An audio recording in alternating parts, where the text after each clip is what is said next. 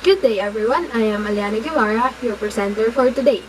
So, now I'm going to talk about the lesson 2, which is the Fibonacci number, series, and sequences.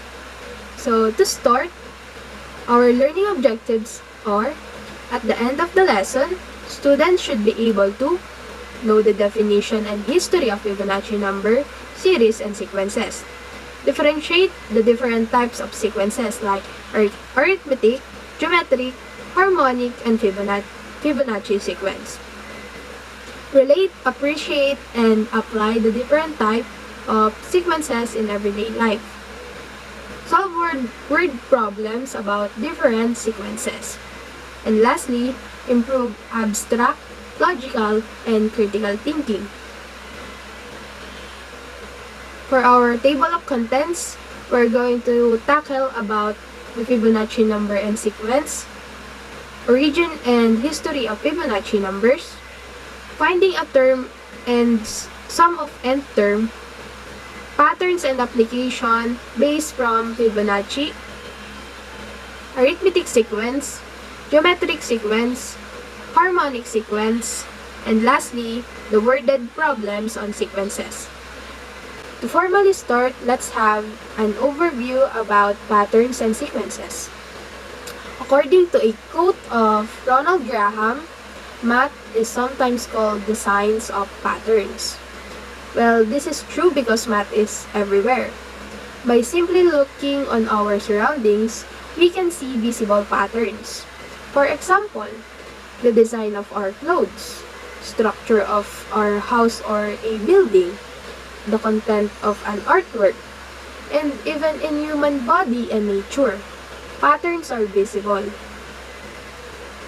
It may seem like not essential to us, but pattern is fundamental in our everyday life. Patterns, it can help us to create or know the relationship between two objects. It even helps us to organize our thoughts and order of living. It also helps us understand, manipulate, and appreciate the world we live in.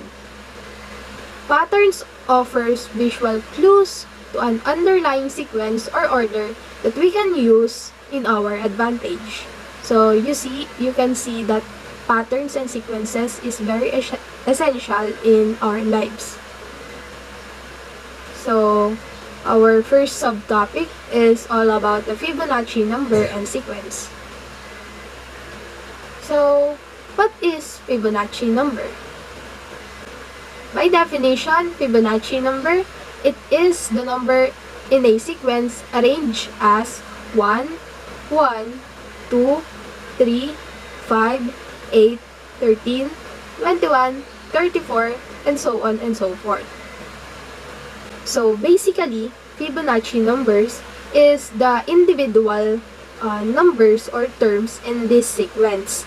And this sequence is called Fibonacci sequence. So, Fibonacci sequence, it is a sequence of number in which each number is the sum of the two preceding numbers. It usually starts at 0, 1 or 1, 1, so the sequence looks like this. As you can see, the first sequence starts with 0, 1, and the second one is starting with 1, 1. 0 is denoted in this sequence as f of 0, and 1 is denoted as our first term. So either of the two 1 is our first term.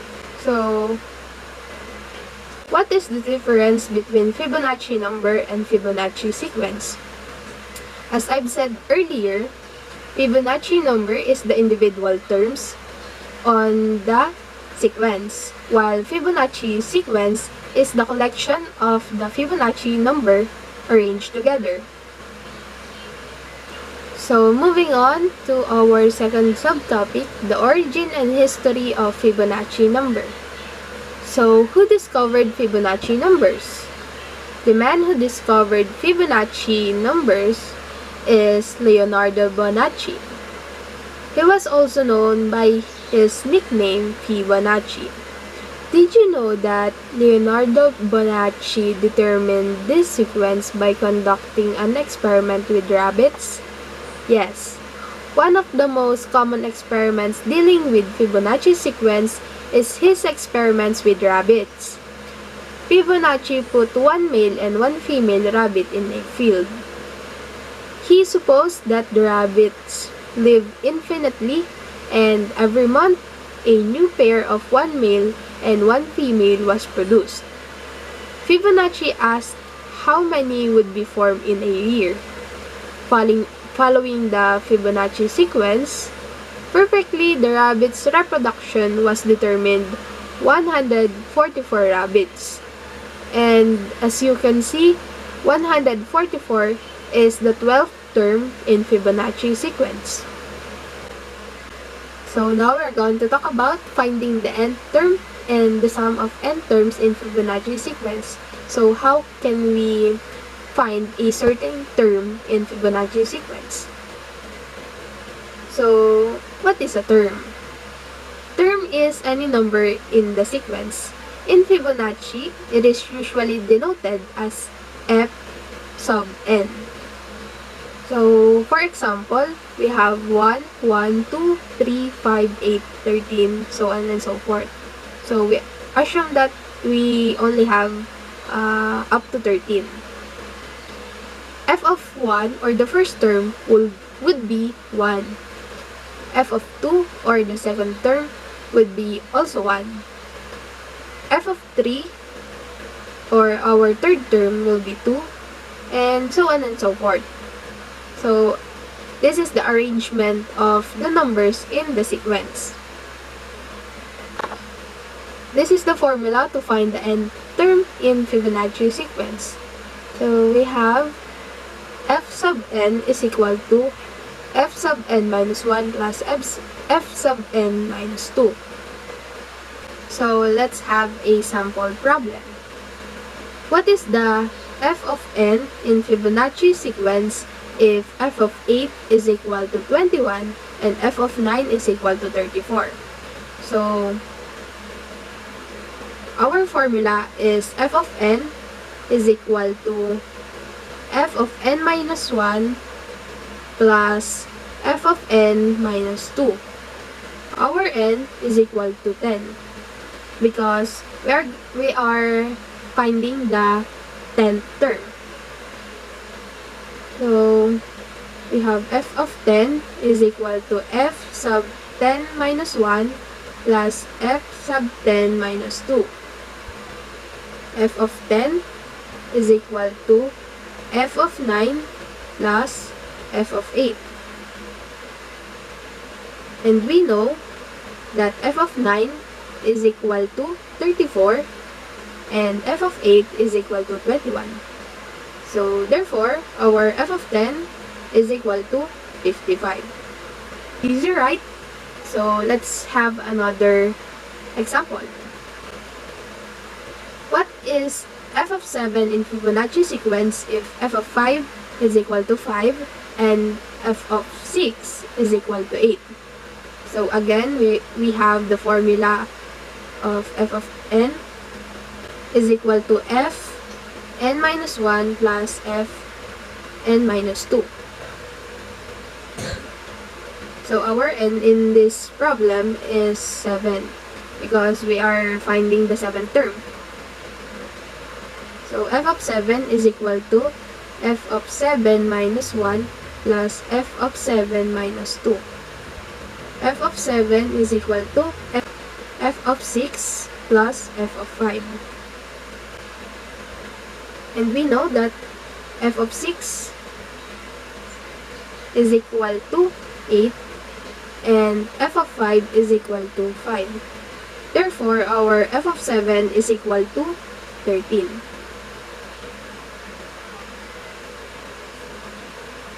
So, that's how you find the nth term in Fibonacci sequence.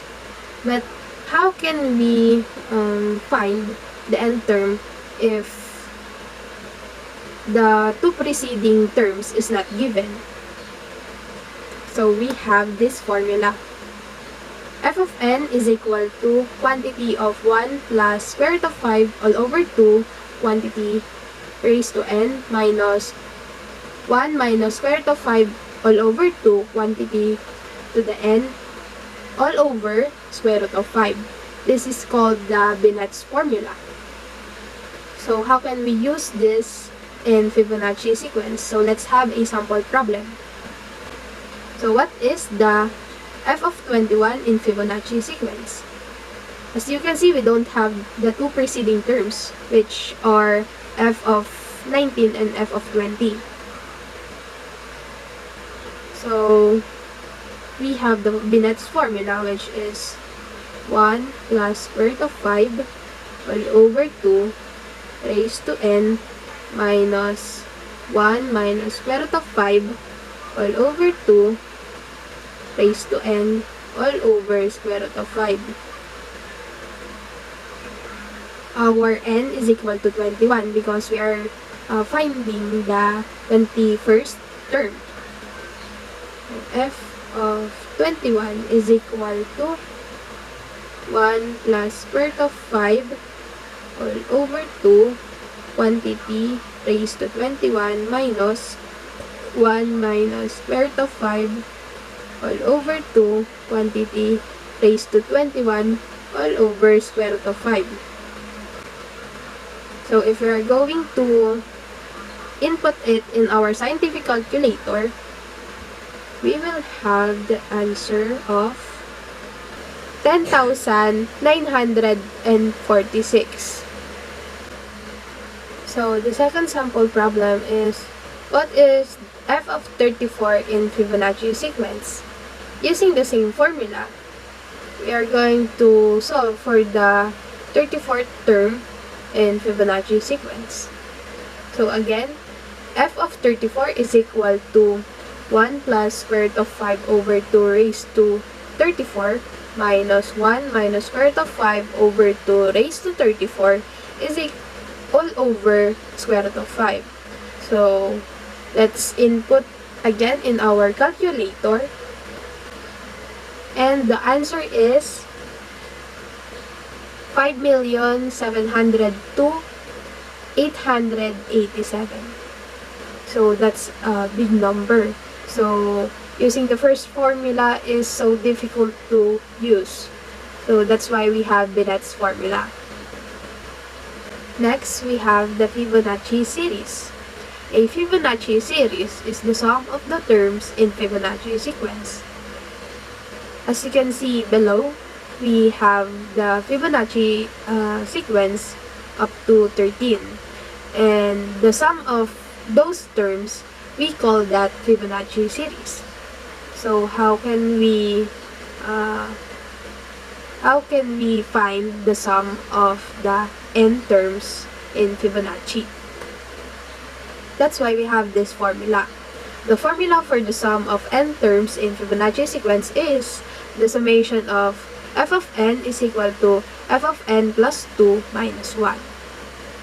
So to further understand this formula, we will have again a sample problem.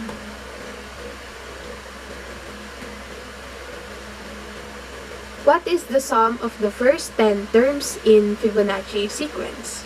So the first 10 terms, our n is equal to 10 because we are finding the first 10 terms, of course. And our formula is the summation of f of n is equal to f n plus 2 minus 1. Let's substitute the n in our formula. We will have f of 10, summation of f of 10 is equal to f of 10 plus 2 minus 1. F of 10 is equal to f of 12 minus 1. So to find the f of 12, we can use the BONACCI formula earlier. So let's input that in our calculator, we will have 144. So, summation of f of 10 is equal to 144 minus 1.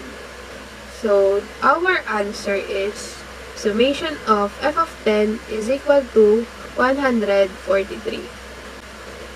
Let's have another example. What is the sum of the first 23 terms in Fibonacci sequence? Again, we're using the formula for the sum of Fibonacci in terms of Fibonacci sequence, which is summation of f of n is equal to fn plus 2 minus 1. Our n here in this problem is 23 because we are finding the first 23 terms in Fibonacci sequence. So the summation of f of 23 is equal to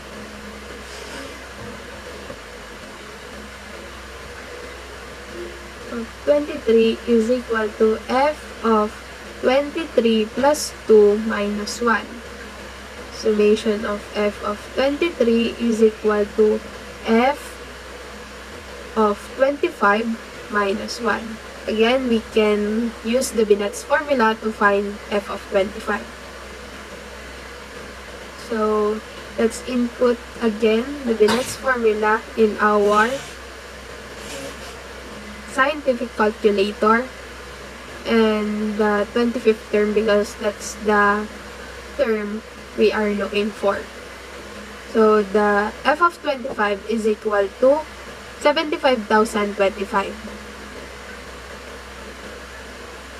Therefore, we have summation of f of 23 is equal to 75,025 minus 1. And our summation of f of 23 is equal to 75,024.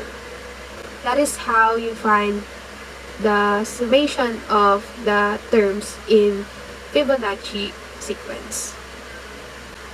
So, let's move on to our fourth subtopic, which is the patterns and application based from Fibonacci sequence. Are you familiar with this pattern? We have different sizes of box.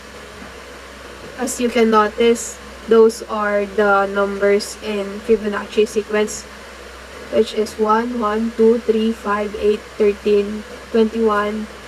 This pattern is called Fibonacci spirals. If we are going to connect the corners of the boxes, we will create a spiral-like shape. So this is one of the patterns that is connected to Fibonacci sequence. Another is the Pascal's triangle. You know, the Pascal's triangle are used in determining the coefficient in terms when we are squaring terms, cubing them to the fourth, to the fifth. This Pascal triangle is used in determining the coefficients. So, Pascal's triangle is also connected with Fibonacci sequence. If we are going to see the Pascal triangle like this, we have the upper part, which is 1, because the line only intersect with 1. The second line is also 1 because it only intersect with 1. And the third line is equal to 2 because the third line intersect with 2 number 1. 2 number 1s. The third line intersect with 1 and 2. So, the sum of 1 and 2 is 3. And so on and so forth. If we are going to continue this pattern, we will create the Fibonacci sequence. Fibonacci sequence is also visible in nature. As you can see in the the picture below, we have the spiral-like pattern in a shell and a plant. So what is the real-life application of Fibonacci sequence? Why it is important in our life? Why Fibonacci sequence is essential to why is Fibonacci sequence is essential today? We can use Fibonacci sequence in technology. Why? Applications of Fibonacci numbers include computer algorithms such as the Fibonacci search technique and the Fibonacci heap data structure and graphs called Fibonacci cubes used for interconnecting parallel and distributed systems. So you can see Fibonacci sequence is essential in our technology. It serves as a tool for our technology to be advanced. Next, Fibonacci is also an art, visible in art. Fibonacci is also visible in art. Artists recognize that Fibonacci spirals is an expression of an aesthetic pleasing principle, or what we call rule of thirds. This is used in the composition of a picture by balancing the features of the image by thirds rather than strictly centering them. A more pleasing flow of the picture is achieved. Fibonacci sequence is also visible in architecture.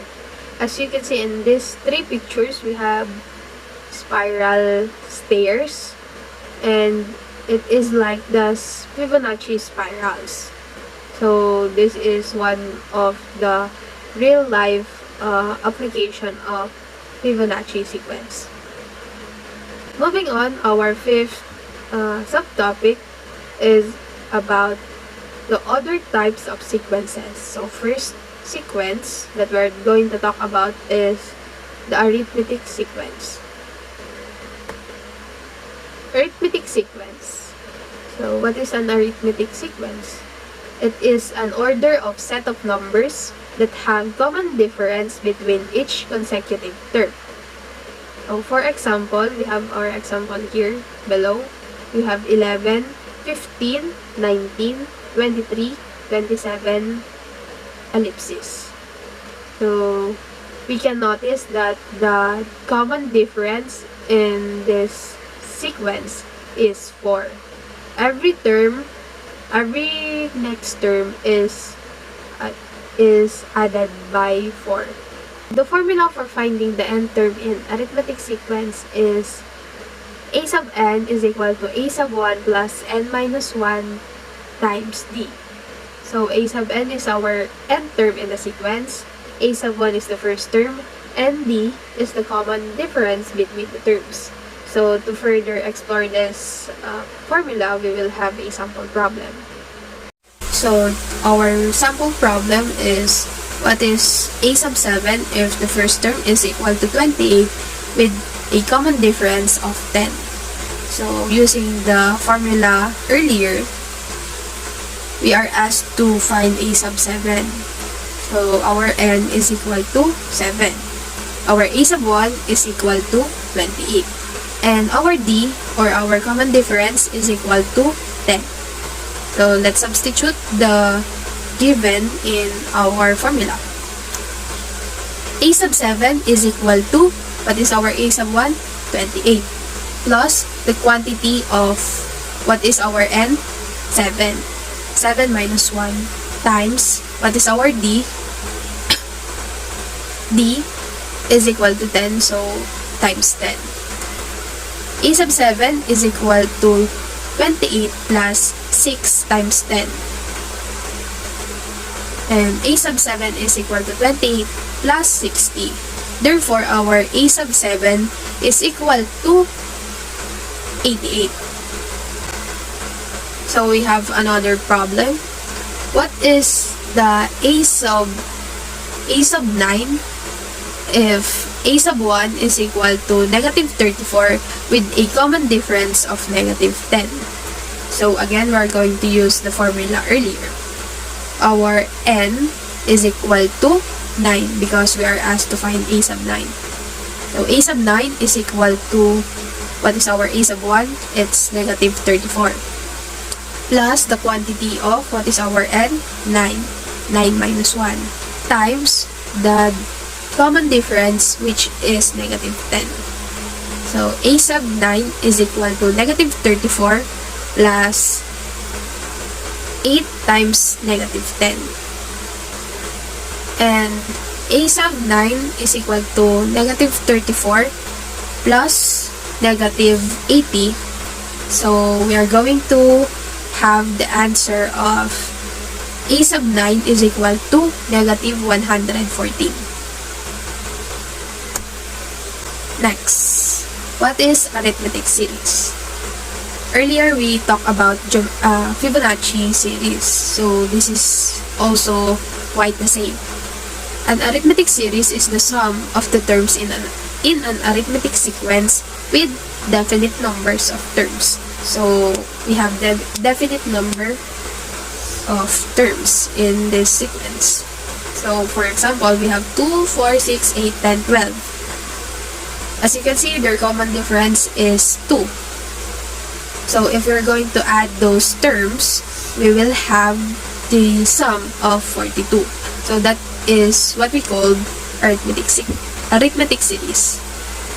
So for the formula for finding the sum of n terms in arithmetic sequence, or what we call arithmetic series, is S of n is equal to n quantity a sub 1 plus a sub n all over 2.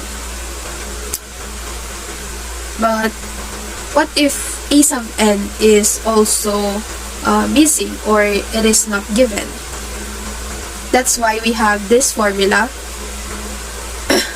We know that a sub n is equal to a sub 1 plus n minus 1 times d, as we discussed earlier in arithmetic sequence.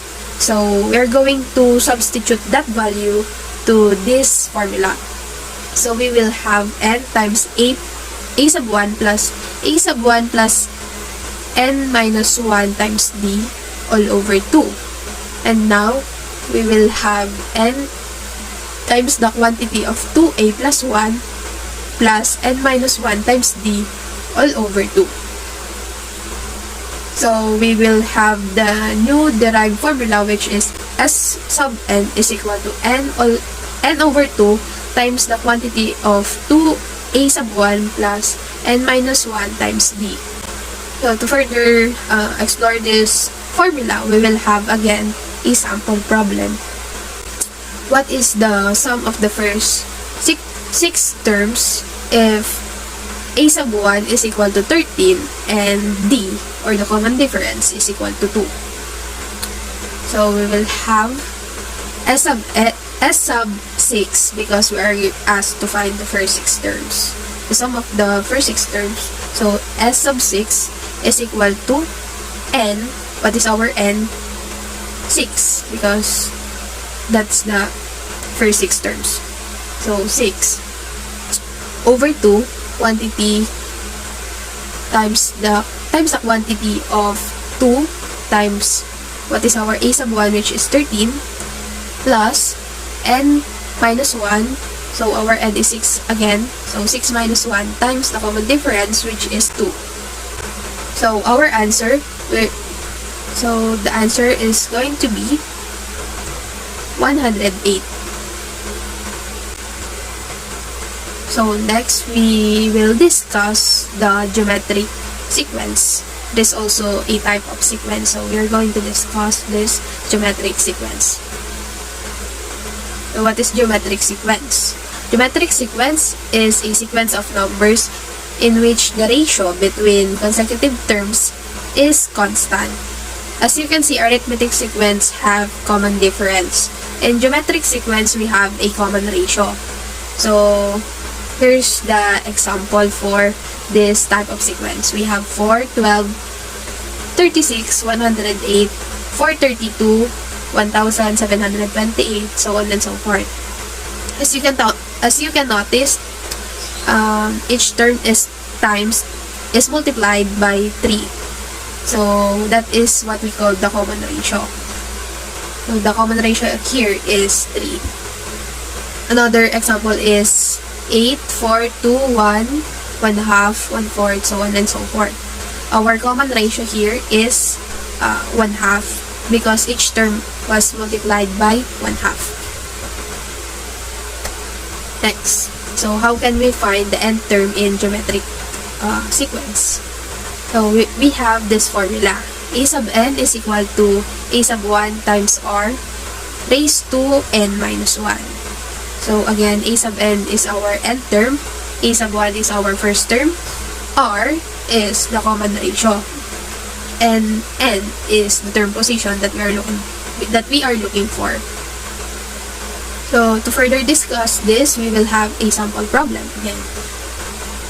What is a sub 8 if a sub 1 is negative 1 and we have a common ratio of 3? So using the formula of geometric sequence, we have a sub n minus a sub n is equal to a sub 1 times r to the n minus 1. So our a sub n is 8. So we will have a sub 8 is equal to our a sub 1 is negative 1 times r. Our r is 3. So negative 1 times 3 raised to, what is our n? Our n is 8. So 8 minus 1. A sub 8 is equal to negative 1 times 3 raised to 7. And we will have the answer of negative 2,187 as our a sub 8. So we have another sample problem. We have 2, 1/2, 1/8, 1 over 32, so on and so forth. So again, we are asked to find a sub 8. So our n is 8. Again, using the formula earlier, we have a sub 8 is equal to our a sub 1 is 2, and the common ratio is, as you can see, we have the common ratio of 1/4. So 2 times 1/4 raised to 8 minus 1. A sub 8 is equal to 2 times 1/4 raised to 7. So we are going to have the answer of 1 over 8,192. So next we have geometric series. A geometric series is the sum of terms in geometric sequence. Just like the arithmetic series, it is also the sum of the terms in geometric sequence. So we have this example. We have 1, 5, 25, 125, 625. So what is the common ratio? So we have a common ratio of 5. Each term is multiplied by 5. So to find the geometric series of this sequence, we will add them together. So we will have the sum of 781. How can we find the geometric series of a huge amount of number? So we have this formula to find the sum of n terms in geometric sequence with finite terms. What is finite terms? It is definite. It has an starting point and end point. So we have s sub n is equal to a, which is our a sub 1 a sub 1 times the quantity of 1 minus r raised to n all over 1 minus r. So to further discuss this formula, we will have again a sample problem. So what is the sum of the first 7 terms if a sub 1 is equal to 3 and a common ratio r is equal to 2? So we are going to substitute this given in our formula. So we are asked to find the first 7 terms. So we have S sub 7 is equal to, our A sub 1 is 3. So 3 times the quantity of 1 minus, what is our R? 2. So 1 minus 2 raised to 7, because that's our N. All over 1 minus R. So we have, so we have 3 times 1 minus 2 to the 7 all over 1 minus 2. Our answer, if we're going to compute this equation, we will have 381 as our answer. So now we have this formula for infinite terms, meaning there is no end. The term has no end or ending term. So S sub infinity is equal to A sub 1 over 1 minus R. And we have restriction here because R must be less than 1. So how can we apply it in problem solving? So evaluate the infinite geometric series if A sub 1 is 3 and R is negative 1 over 50. 1 over 5. 1 over 5. So we will have S sub infinity is equal to our A sub 1, which is 3. So 3 over 1 minus, what is our R? Negative 1/5. So 3 all over 1 minus negative 1/5. If we're going to evaluate that equation, we will have the answer of 5 over 2. So the infinite geometric series of this if this problem is 5 over 2. The next type of sequence that we are going to discuss is the harmonic sequence. So what is harmonic sequence?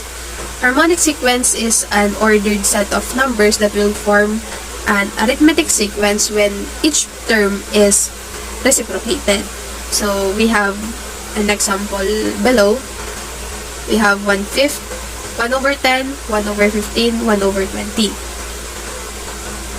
As you can notice, their denominators are have common difference of 5.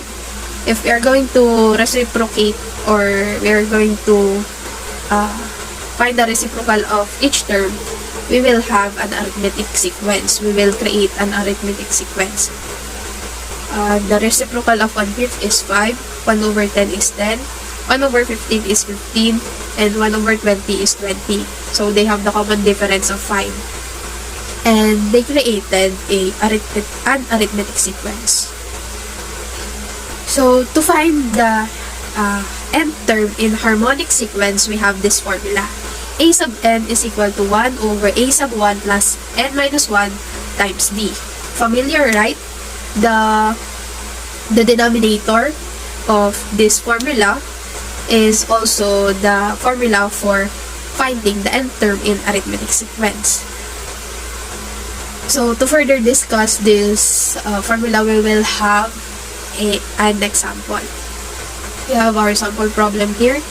What is A sub 21 in this sequence? 1/3, 1/6, 1 over 9, 1 over 12, so on and so forth. And we were asked to find A sub 21.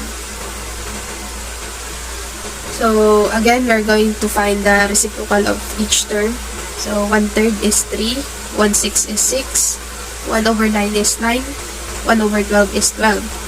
And we can notice that their common difference is 3. Again, we are going to substitute the values in our formula. So A sub 21 is equal to 1 over our A sub 1, which is 3, because this is the reciprocal of 1/3. So 3 plus our n, which is 21, minus 1 times our common difference, which is 3. So if you're going to evaluate this equation, we will come up with the answer of 1 over 63. So next, we are going to discuss harmonic series. Same goes with the arithmetic, arithmetic, Fibonacci, and geometric series. Harmonic series is the sum of the terms in harmonic sequence. As you can see below, we have summation of 1 over n if n is equal to 1 to infinity. So if we have this sequence 1, 1/2, 1/3, 1/4, 1/5, the formula that we are going to use is this. But what if we are asked to find the harmonic series but not this kind of sequence? For example, what is the sum of the first 21 terms in the sequence of 1/3, 1 over 6, 1 over 9, 1 over 12, so on and so forth until the 21st term. So we will have this formula for harmonic series. We have S of n is equal to summation of 1 over a sub 1 plus n minus 1 times d, wherein n starts with 1, and the question mark above is the until what number of terms. So to try this formula, we will have a sample problem. Find the sum of the first 7 terms in this sequence: 1/2, 1/5, 1/8 until a sub 7. So we will have this formula.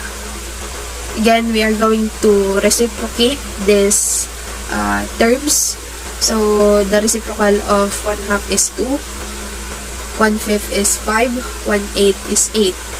And we're going to find their common difference, which is not noticeable, which is 3. So we are going to substitute the values in our formula.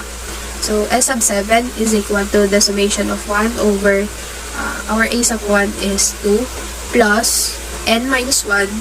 We will leave the n as n because this is a summation times d, which is 3, and n is starting from 1 to 7 because we are asked to find the sum of the first 7 terms.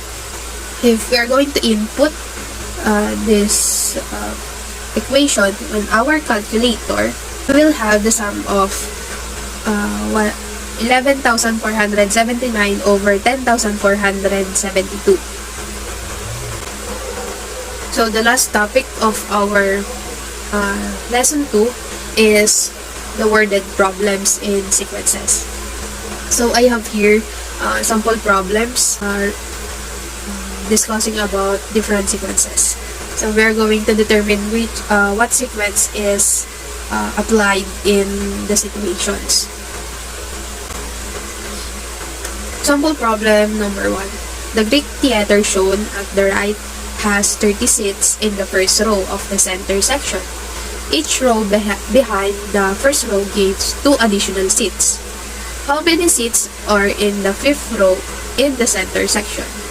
So what do you think is the sequence applied in this situation? So that's right. It's quite obvious because it is mentioned that each row gains 2 additional seats. So we are having a common difference of 2, and the sequence with common difference is the arithmetic sequence. So we're going to find the 5th row. How many seats are there in the 5th row in the center section? So our a sub 1 is going to be 30 because that's the first row of the center section. and our N is equal to 5 because we are asked to find the number of seats in 5th row. And our D, or common difference, is equal to 2. So, to solve for this, we have A sub 5 is equal to 30 plus the quantity of 5 minus 1 times 2. So, we will have A sub 5 is equal to 30 plus 4 times 2. And our answer will going to be A sub 5 is equal to 38. So the number of seats in 5th row is 38 seats. Sample problem number 2. Mr. Carlson suffers from allergies. When allergy season arrives, his doctor recommends that he take 300 milligram of his medication for the first day and decrease the dosage by 1/2 each day for 1 week. To the nearest milligram, what is the amount of medication Mr. Carlson will take on the 7th day? So, what do you think is the type of sequence in this situation? So, in this situation, we have geometric sequence because it is mentioned that each following day, his dosage will be decreased by 1/2. So, each dosage is, each day of the dosage is multiplied by 1/2. So, we're going to use the geometric sequence formula. So, in this problem, our A sub 1 is equal to 300. Our R, or common ratio, is equal to 1/2. And our N is equal to 7 because we are asked to find the 7th day dosage of Mr. Carlson. So, we are going to have this formula.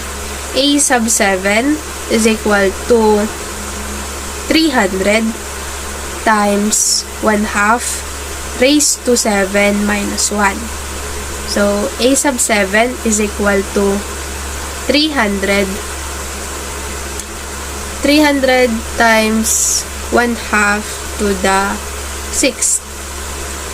And if we're going to compute that, we are going to have the answer of 75/16 or 4.6875 milligrams. So, we are asked to find the nearest milligrams of Mr. Carlson. So, our answer is 5 milligrams. Problem number 3. Lani has decided to add strength training to her exercise program.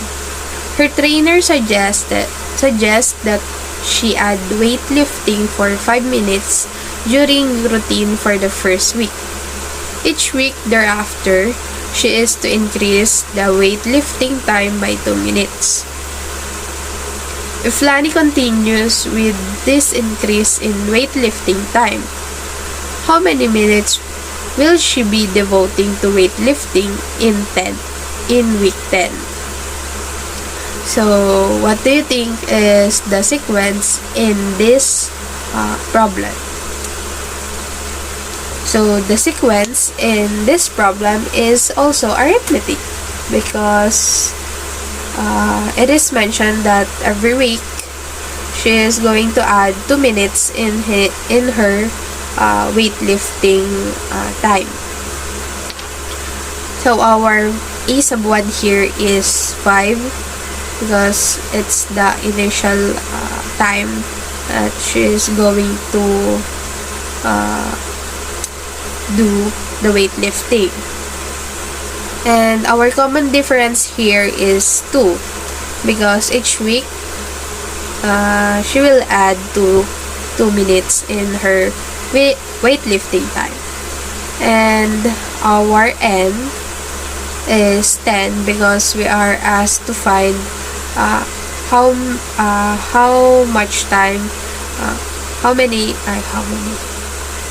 minutes will she be doing her weightlifting in week 10. So our formula for this is A sub n is equal to A sub 1 times n minus 1 times d. So our A sub 10 is equal to 5 plus 10 minus 1, the quantity of 10 minus 1, times the common difference, which is 2.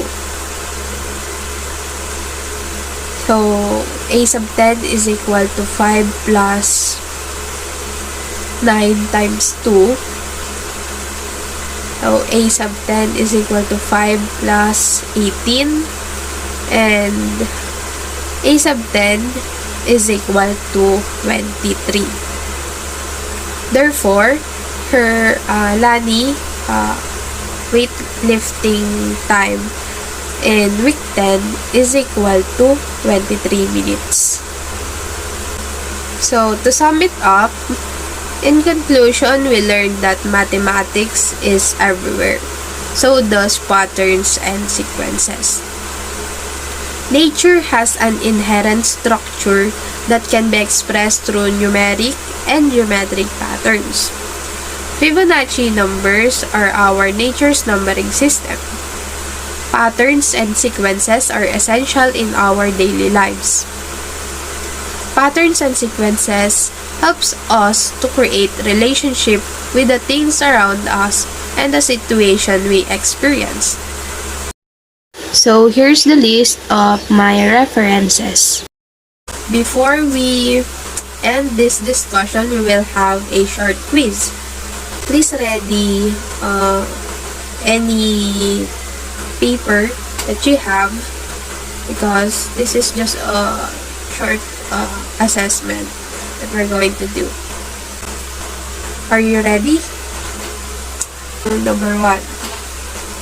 Who discovered Fibonacci numbers? Who discovered Fibonacci numbers? Number 2. A type of sequence whose terms are the reciprocal of an arithmetic sequence. A type of sequence whose terms are the reciprocal of an arithmetic sequence. So, what is that kind of term? What is that kind of sequence? Number 3, what do you call this? What do you call this figure? Number 4, it is the summation of the terms in a given sequence. It is the summation of terms in a given sequence. Number 5. Briefly differentiate Fibonacci number and sequence. Briefly differentiate Fibonacci numbers and sequence. So, time's up. So, the answers will be revealed in our online discussion on April 4. So, please ready your answers because I'm going to call someone to share his or her answer. So, that's the end of our discussion for today about Fibonacci number, series, and sequences. And if you have any questions, you can save them and feel free to ask on our online meeting session on April 4. Again, I am Aliana Guevara, your reporter for today. Thank you!